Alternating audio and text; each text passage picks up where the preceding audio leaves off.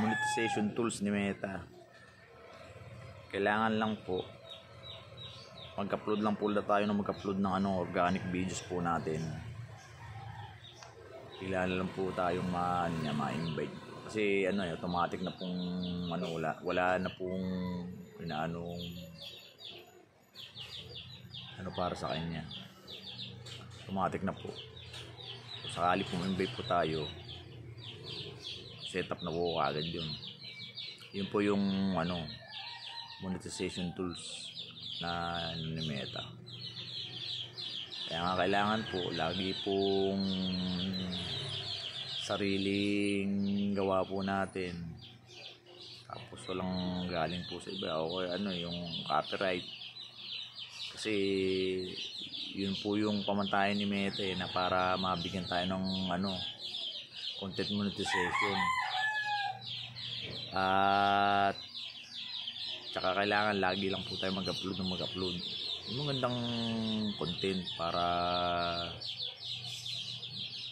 mapanood, ma-spread niya po ng todo. Kaya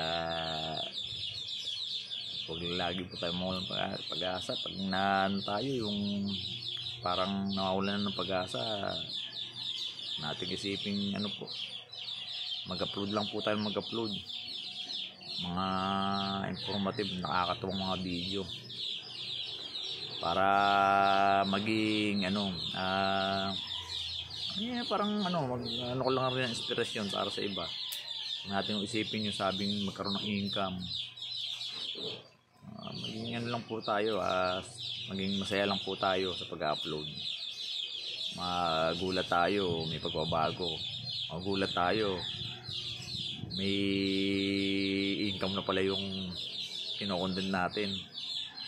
Kaya kailangan po sa tuwing gagawa po tayo ng content, yun yung sabing hagal pa ka ng tawa talagang, tapos may mga nagtatanong. Kaya kailangan po huwag tayo mawalan ng pag-asa, upload lang po tayo, upload. Kaya nga ako kahit ganun po kahit wala pa pong upload lang po ng upload. Hindi ko na rin po iniisip yung ganung parang libangan na lang rin po para tapos hindi mo namamalayan magkakaroon na pala ng income, kakaroon na kagad ng kahit sa mga picture lang, mga message post lang, mga text post lang po.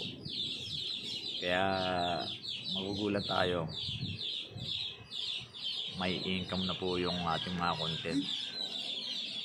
Mag-almusal na po kami, katatapos lang po.